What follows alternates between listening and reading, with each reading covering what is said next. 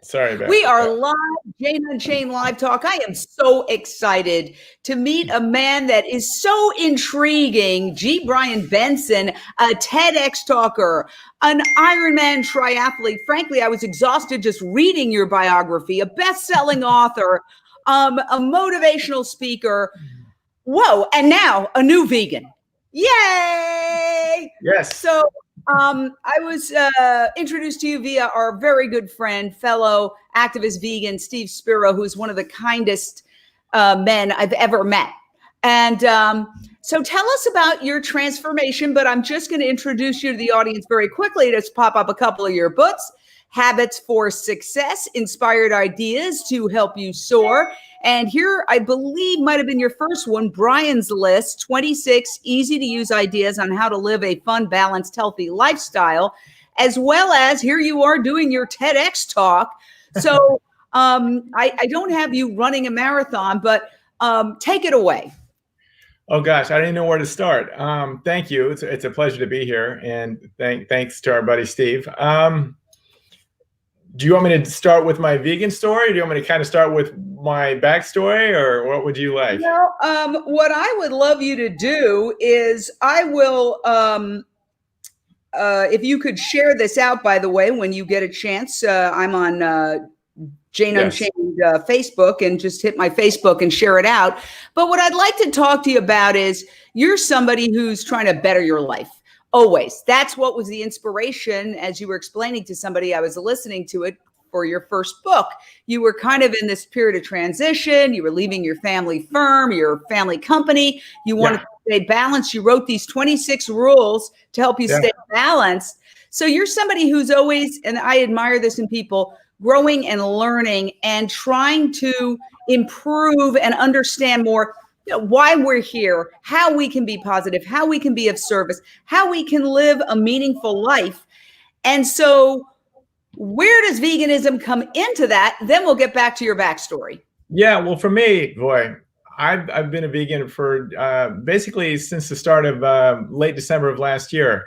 I did a lot of, I was living very healthy in a lot of ways. I raced in triathlons and Ironman for a long time, and I always ate very, very well, but I hadn't completely gone vegan, and I was just kind of feeling drawn that way to go that direction. And then all of a sudden I got diagnosed with prostate cancer at the end of December last year. Oh, I'm so sorry. Thank you. And so I thought, all right, it's time. And so I went to Optimum Health Institute in San Diego and did a 3-week raw food detox just to kind of get my body as healthy as possible before I went in for surgery. And I just fell in love with it, and felt so much more happy and vibrant. And obviously, it's such a great thing to do for the animals and the environment. And so I've been hooked since. The reason why I think it's so important to understand your journey is that those of us who are in the vegan world, and I've been vegan about, I would say 23, 24 years. I'm also 25 years sober. I wish I had my vegan date the way I had my sobriety date. So if you still remember, write it down, because you'll be going back wondering, what was that date that I could celebrate? And I think those of us who the light bulb goes on, we see, oh my God, so many of the world's problems. Habitat destruction. Just read an article this morning about the Amazon fires, the worst ever. We've destroyed an area well over 20 times the size of Manhattan since the first of the year. It's primarily for cattle grazing. They say logging, but logging's a byproduct. It's really to clear the land for cattle grazing. And then you have human world hunger. We're 7.8 billion humans raising and killing 70 billion land animals, cows, pigs, chickens, turkeys, goats, and lambs, who are eating most of the food that's being grown. We could, if we eliminated that inefficient food source, because animals eat so much more than they produce as meat or dairy, we could live in a world of natural abundance where everybody has all the food they need to eat. Then you talk about health issues.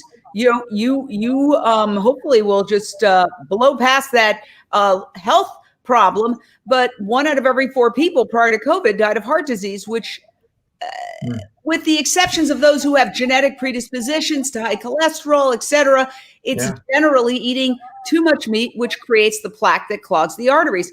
I mean, we could go on and on and on. Now we have a pandemic that's a zoonotic disease that jumped from animals to humans, and there's animal abuse built into those problems. There's a swine flu right now in China that's infected the pig workers. And the big question is it going to jump from human to human? If it does, we have another pandemic. So when we as vegans see this and we go, my gosh, from the healthcare costs to every issue that is debated, the one missing big elephant in the room, and I don't think it's speciesist to say that, maybe it is our food system and how we're eating this toxic product. I haven't even gotten to the pollution, the worker exploitation, the slaughterhouse workers dying of COVID-19, the ozone.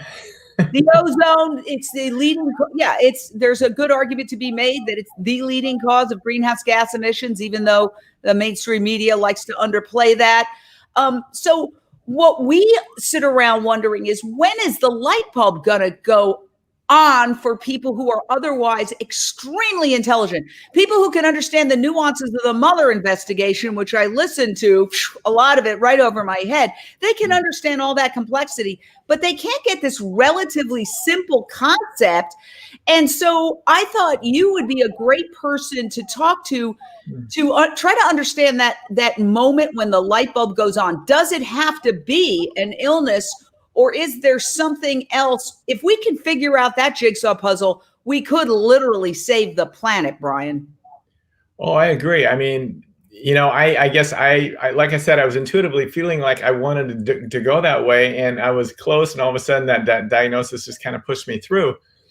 So there's been many blessings from that as well. And I'm now cancer-free. I had surgery to remove my prostate. And so, thanks. But it's just, there's so many reasons why it's so important to go vegan. And I just don't it's habits. Habits are hard to break for people a lot of times. And there's a lot of money involved too. And with all the lobbying and stuff that goes on with that's hard to kind of break that chain. But like you said, the writing's on the wall. It's pretty obvious. And I just feel so much better. And there's so many, we can heal ourselves. There's so many natural things that we can do. Our diet is so important. So, putting aside, what we need to do for the animals, etc., just eating healthy will clean our system up and help us heal and get rid of all that other stuff that's causing all kinds of problems, like you said, with the health industry and the insurance and pharma and all that kind of stuff. Well, let me say this.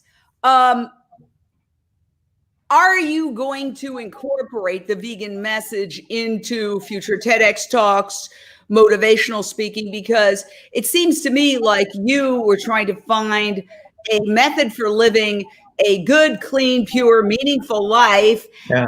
You came upon these rules and you're now sharing them with other people who say, yeah, great. This is great. This is going to help me wake up. Like in sobriety, for example, one of the first things they say is, hey, get on your knees and pray every day. And first, 25 years ago, I was like, you're kidding. You've got to be kidding. But I'll tell you something. Whatever your higher power is, or whatever you want to focus on, if you do that and you turn it over in the morning, I personally have a much better day. And when I forget, I'm like, why is everything so? And then, I didn't center myself. I didn't do that. The other thing they say is make your bed every day. Very simple rules that allow you to sort the information in your head and approach the world as sort of an on an even keel. Not to say I don't fall off it all the time. I could be, very dramatic at times, and then I look back and go, oh my God, who was that? But now that you've discovered veganism, do you think it's something, because you're such a great communicator? Thank you. We need people who aren't what I'd call professional vegans. We need people who are just people who stumbled upon this, and they are much more effective in spreading the message than somebody who it's so ingrained that it's almost like we're a completely different breed. You could probably appeal to people in a much more effective fashion than a lot of activists who have been vegan, 2 or 3 2 or 3 decades. Yeah, absolutely. I mean, I see, even before I switched, I've kind of felt like I was put here just to be a living example for other people. Because like you touched on at the start of the show, I've always just had this desire to be the best version of myself that I can be. And my first book kind of happened accidentally as I was working on myself. And I just wrote down 5 things that I thought would help keep me in balance because I was feeling out of balance at the time. And then my intuition screamed, expand the list and write a book. And so I just did. And I just kind of kept following my intuition, and one thing led to another. And I did not plan on doing any of this. So yes, absolutely. I'm still evolving and growing into all the different things that I'm kind of going through a reset right now. It's interesting that you caught me at this time. And so I'll definitely, speak about this and try to be an example for veganism. And I love to create positive content in all kinds of different ways. So I'm not exactly sure what that means in regards to this, but with the books and the videos and the spoken word and podcast, I mean, there's all kinds of different ways I can do it kind of in a unique, different way that satisfies my creative urges, as well as just, I just, like I said, I feel like I was put here just to give people permission to do some of the things that they maybe have felt an inkling to do, but were maybe a little afraid, but they see this guy, myself, doing it. And if he can do it, I can do it. So yeah, absolutely. Well, the reason I say that is that we're at a critical juncture in the human journey. And in fact, I did a documentary called Countdown to Year Zero, which I would urge everybody to check on Amazon Prime, not because it's my documentary. Well, maybe a little bit, but but because I profile this Stanford PhD systems analyst who was instrumental in the acceleration of the internet speeds. And he basically explains how we have until 2026, which is not so far away, to hit the tipping point and transition to a plant-based culture, essentially a societal change, or we're going to have an ecological apocalypse. He explains the destruction of wildlife vertebrates. And it's basically, once you destroy their habitat, then they have nowhere to go, they die. And so we are killing, we're in an extinction, we're in a mass extinction, and we're killing wildlife vertebrates at such a rate, and he follows a trajectory. If it continues, we're going to have essentially, forget maybe squirrels and rats, but we're going to have no wildlife vertebrates left in 6 years at the rate we're destroying habitats primarily for animal agriculture. So what we talk about is, this is a sense of urgency. Sure, there are many issues that we all talk about now. The Me Too movement, the Black Lives Matter movement, all of these super important issues that Jane Unchained is very involved in and supportive of. But ultimately, if we are in an ecological apocalypse, it takes everybody down. Everybody. And right now we're seeing the Amazon is experiencing the worst fires ever. You saw the fires in Australia. I myself was going up to help somebody who has a micro sanctuary in Malibu during the last fires. And I kid you not, me and my friend were surrounded by flames. And I said, I'm making an executive decision. We're getting out of here. And if we had kept going a half a mile, we might have died. I mean, it was that bad. When you see something with your own eyeballs, it ceases to be a hypothetical. I think one of the reasons why people cannot really do the right thing, a lot of them, when it comes to COVID-19, like wear a mask. I mean, I see people here every day jogging without a mask, coughing, sneezing, standing out there. And then if you even look at them funny, they're like, what? Because they can't see it. Yeah. They could only see it if they saw, God forbid, a friend of theirs get sick and die. Then it would become real. Yeah. Well, what's happening with the environment vis-a-vis animal agriculture is very real. But if you're not at a slaughterhouse in downtown LA watching pigs go into the slaughterhouse, if you're not in outside a CAFO or inside a concentrated animal feeding operation with 100,000 animals packed wall to wall, you're not seeing that. You can remain in denial. We need powerful voices to get out there and talk about this. I was watching Robbins. What's his first name? Tony Robbins. And he was going on, and then he said something to some guy about being weak in his relationship with his wife or girlfriend, and said, "You're not one of those vegans, are you?" And I thought, "Oh, that trope." Feeding into these old stereotypes. A man who could have been a powerful voice for change, being, in my opinion, rather ignorant and just falling back on old stereotypes that are so not true. Actually, men who experience erectile dysfunction are primarily eating a meat and dairy laden diet because erectile dysfunction is a precursor to heart disease. Being manly, as we saw in the film The Game Changers, I don't know if you've seen it. Yeah, absolutely. Yeah. So the reason I put all this toward you is you're in a position to really affect change at a time of crisis. And I just want to toss you that hot potato. It's been tossed. Thank you. And like I said, I'm in a reset right now, and I have some ideas of what I want to do. And I'm also an introvert. And so there's this part of me that I'm not as outgoing as you are. So, but I know that there's a way that I will be able to do it and share and move keep the movement going forward. And I'm open to collaboration. I'm open to, it's happening. It will happen. I'm becoming more and more awake.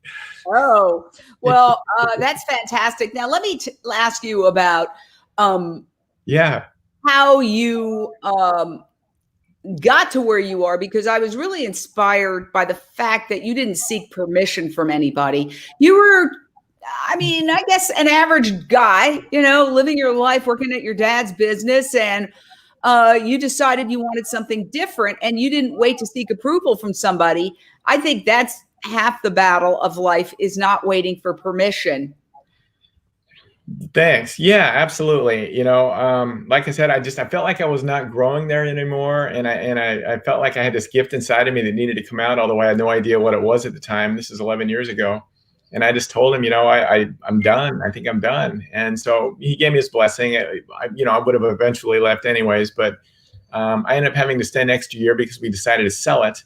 And that last year was tough because I wanted to hit the road and see what was next. But it was also a blessing because that's when I went through that period where I was feeling out of balance and sat down and let my first book just kind of pour through me in a couple months.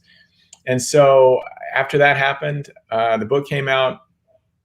I didn't know how to market a book 11 years ago, and I was also very shy and afraid to speak in front of people. So it didn't sell very much, but I threw it out into a couple of contests, and it won a couple of awards, which really surprised me. But I realized that if I wanted to share this message, I needed to overcome my fear of speaking. So I had then moved. I'm from Oregon originally. I had moved to Reno, Nevada to get my son, who was just entering high school, about 30 miles away in the Tahoe area. And I just began to reinvent myself. I did a couple community college speech classes. I did Toastmasters for a year. I hired someone to co-host an internet radio show with me. I created an interactive workshop based around the book, thinking I was being clever so I wouldn't have to speak the whole time. But I found out it really worked well, the interactive version of the workshop. And I took an acting class with no plans on acting. So these were all really scary steps, but I kept, gaining some empowerment each step of the way. And I had a dream come to me after that acting class was over, and I had no plans on acting, but it was about this story about a street guitar. So when I woke up, I felt like I needed to write it down. It was that powerful. And then I met a young filmmaker a couple weeks later up in Reno, and I said, "Hey, I've never acted before, made a short film, but I think I have a good idea. You want to do it with me?" And we did. And it turned out really well and has really a lot of nice messages, and it did well at film festivals, and it just made me feel so alive and empowered. Somebody saw that and gave me the lead in their short film, and then I ended up moving to LA 7 years ago.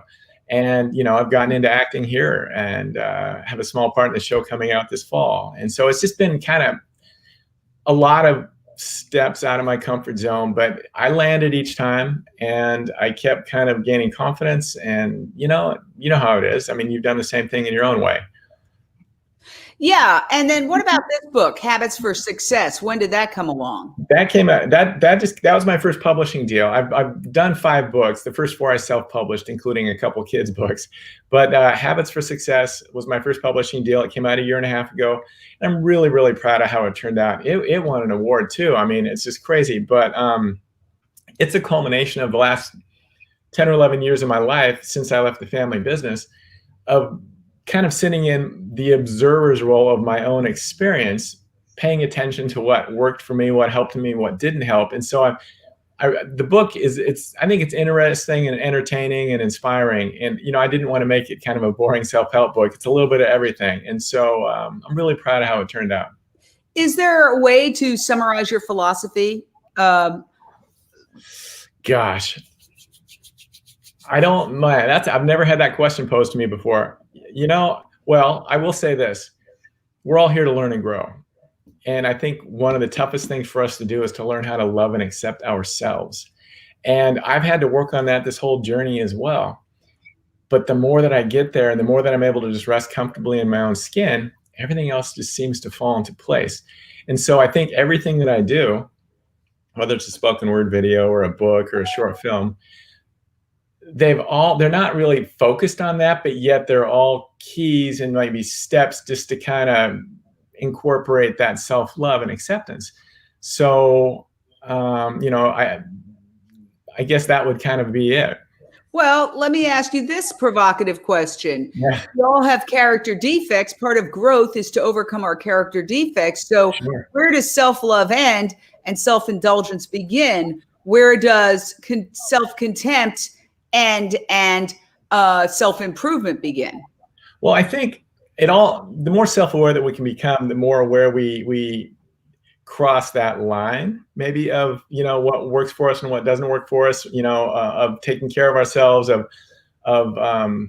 giving ourselves permission to do those things that might, I don't know, you know what I mean? I think it's a fine line, but I think the more self-aware that we can become, the better we are able to listen to our intuition, and our intuition never lies. And so I think if you want to run something through your heart filter when you have to make a decision, you're going to know whether or not it's crossing the line or if it's something that's going to benefit you or other people.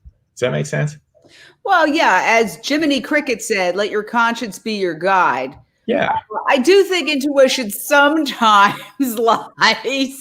I mean, I'll even use, for example, right now, look at our economy. A lot of people say we're in a bubble, and your intuition is like, this can't go on forever, but it keeps going up, up, up. And even though people are suffering and getting evicted, there's such a divergence in the world right now. One's intuition would be that, gee, people are suffering on the street. The economy's collapsing. I've only gone out 4 times in 4 months.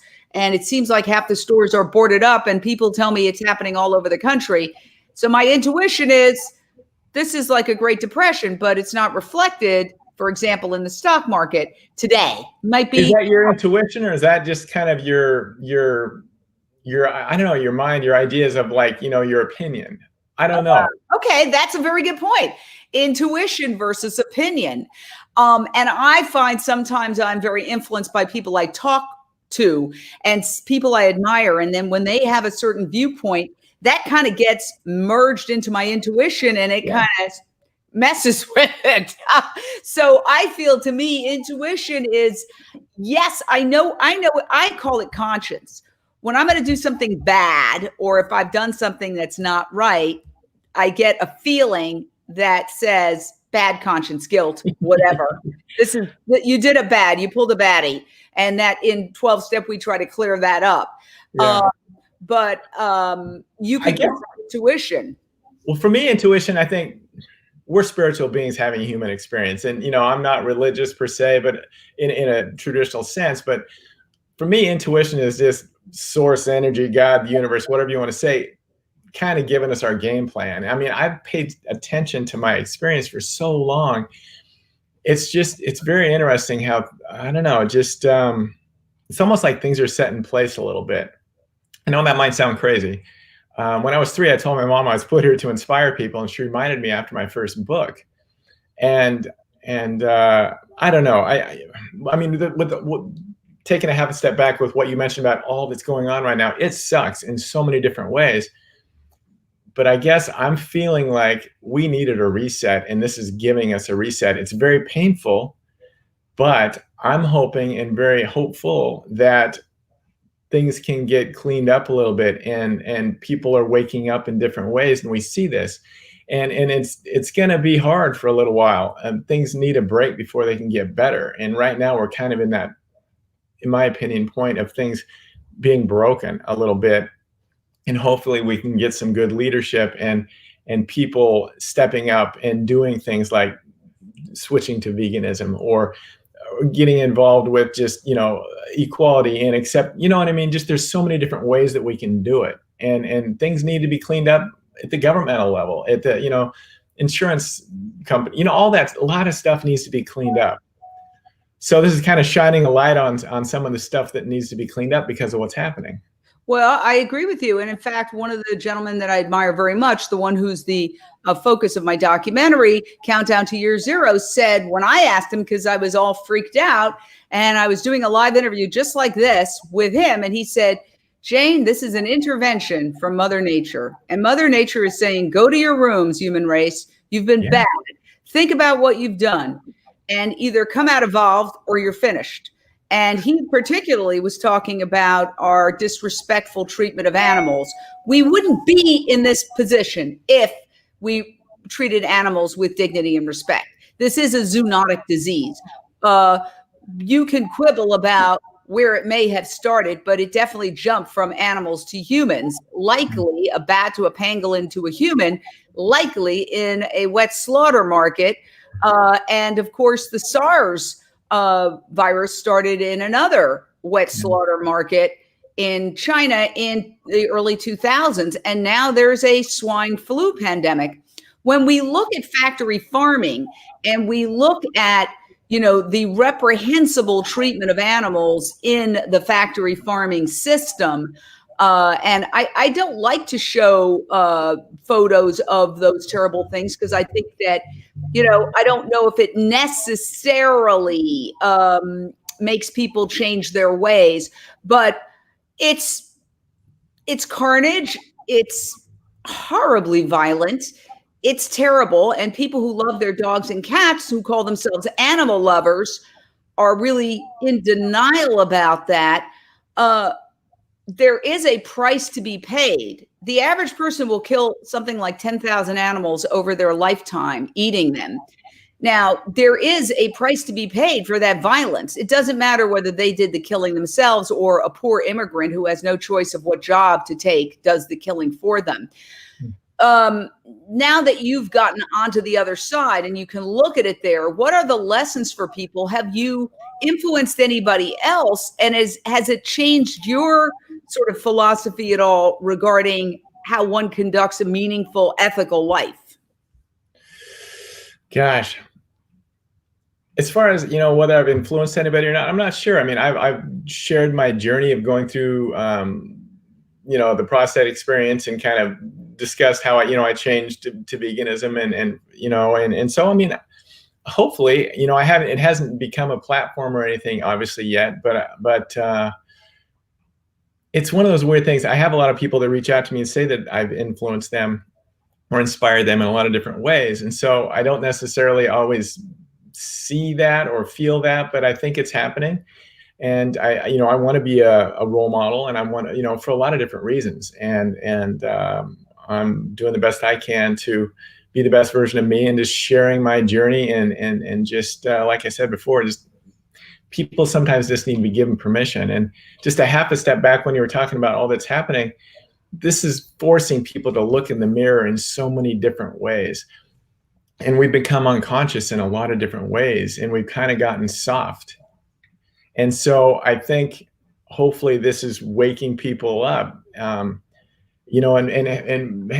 in so many ways, like, realizing that they don't need all the stuff that they used to go do because it's been closed for 6 months, and they're realizing that, or they don't need all the clothes that they need, or they don't need to eat some of the stuff that they become habitually, used to eating in regards to meat or what have you. So there's just a lot of ways we're being woken up right now, and I feel like it's going to get better, but it's going to take a little bit, and I'm willing to do my part. I think that's fantastic, and I hope you don't mind me asking you these questions. No. This is the first time I've ever had a discussion about this. I'm learning as we go, so yeah. Yeah. I'm on the hot seat. No, it's okay. Yeah, I mean, look, I'm on the hot seat all the time too. Like, I do radio interviews all the time to promote veganism, and we promote our shows like on Amazon Prime. We have not just a documentary, we have cooking shows. So this morning, because drive time is 7:30 Eastern, I was woken up at 4:30 in the morning to do a radio interview about zoos. Is the COVID-19 pandemic going to spell the end of zoos? And I was half awake, but I picked up a phone and I said, yes, I hope so. They're prisons for animals. And the guy's like, it's tradition. And we had this kind of debate and argument. But you know what? He didn't necessarily open his mind and his heart to the idea that we shouldn't be kidnapping animals from the wild, ripping them away from their families, killing a lot of times the other family members to get that precious baby. For example, I use the example of one elephant who was kidnapped from the wild in Asia and has been living in Edmonton, Canada since 1977. That's the year I graduated from college. It breaks my heart. In essentially a jail cell, and she's trotted out to perform Furelese on a giant plastic piano. I mean, what we have done to nature. There is a price to be paid for our arrogance. And what he said is, it's tradition. This is what should be. They're not people. And I said, you know what? We are a very arrogant species. We are a very arrogant species that we think we're so much better. The source of all evil is the idea that some suffering doesn't count. And so that's true across the board with every social justice movement. And I think there's a price to be paid for our arrogance. And I think we're paying it now. Those of us who thought humans are so powerful, nature's got nothing on us. Look at what's happening. Oh, yeah. And it could get worse. I mean, there are other pandemics that have a higher lethality than what we're experiencing now. I was actually watching a series about the Black Death in Europe that wiped out half the population of Europe in the 14th century very rapidly. They would talk about people being fine at 10 a.m. and dead at 2. So are we getting a lesson about the power of nature as well, and the fact that we need to live in conjunction with other beings and coexist? Everything's energy and has a vibration, and nature is perfect. And that's why we feel so much better when we go out there and we're able to heal and hear our intuition come through stronger and stuff. So that, you know, taking care of animals is no different, and they're part of nature. And so we're going to be in trouble if we keep disrespecting nature. I just want to say it's been really great talking to you. And one of the things that I really like about you, unlike me, is that you are very sort of contemplative, and you don't feel like the need to go out and take this big stand. You're kind of processing everything, and you're kind of like, okay, I'll think about that. I like that. I mean, it's real. Some of it's in the hard drive. Like, my personality is very much like it is since I was a kid. However, I like your attitude, because I think what you're doing is you're taking all this information in and you're processing it. You're not necessarily going, okay, I'm going to do this, I'm going to do that. But maybe it'll be part of the mix.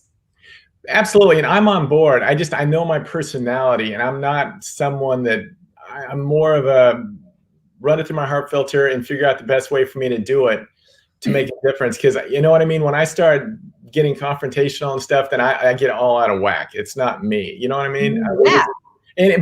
But we need a little bit of everybody to play their part. And so what you do is perfect, and, you know, and it works for you, and it's awesome, and people hear it.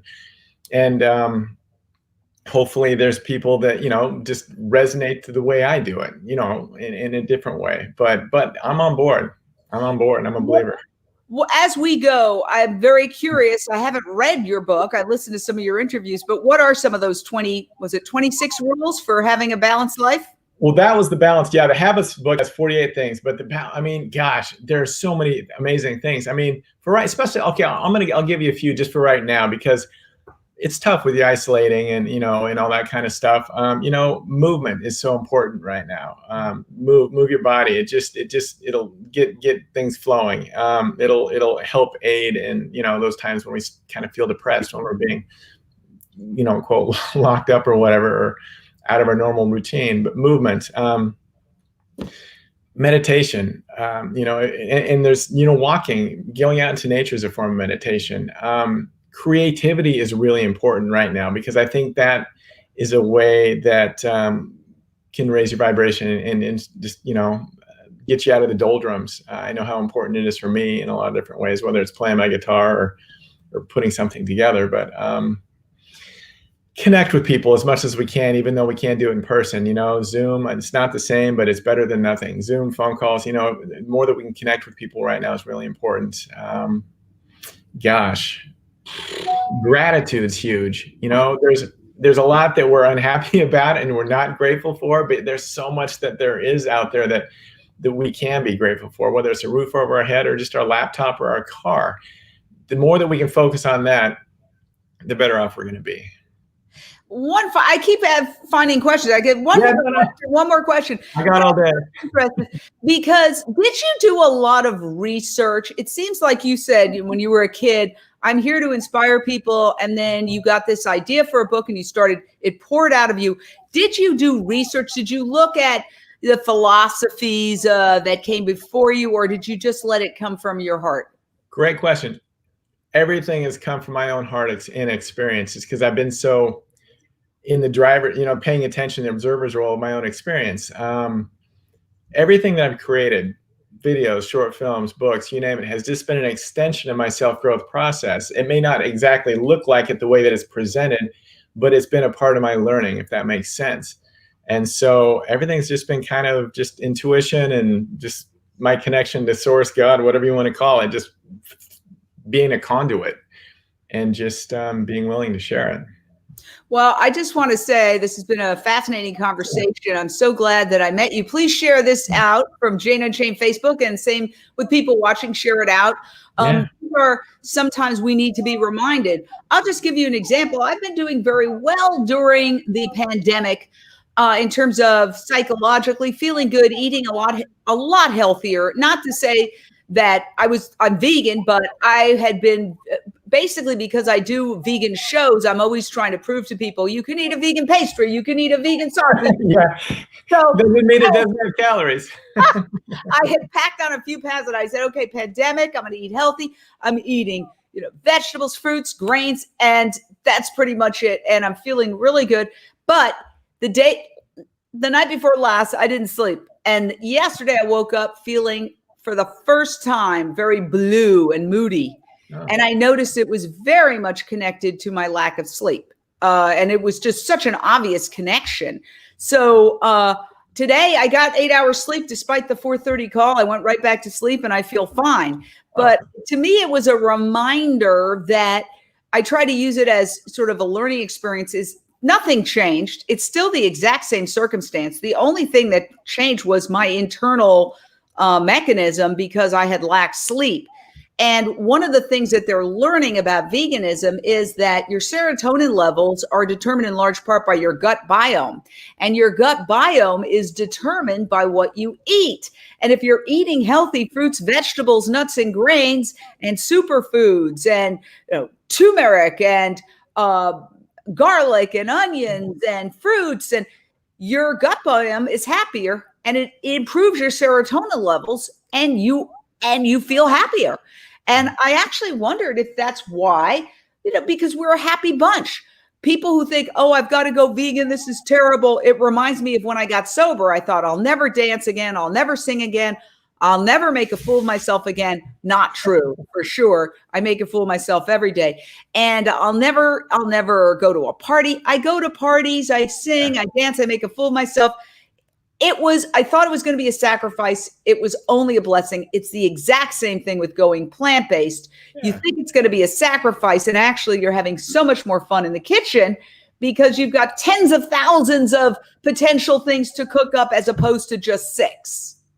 Yeah, it's just, everything that we do in our lives is kind of a habit, or something we've created a habit for. And so this is just tweaking it a little bit. And the more that you get into it and realize how much better you feel and how, what a more positive difference you're making, it's not that hard. It's not that hard at all. And the benefits completely outweigh the alternatives. Well, I just want to say thanks so much, Brian, for taking the time to talk to us. I really am excited about the next phase of your journey. And hopefully, I will say that you can incorporate this message of nonviolence and health and environmental consciousness into your incredible speaking platforms and your books. Great talking to you. You too. I hope we meet soon, one of these days in person. I would love that. Have a great day. You too.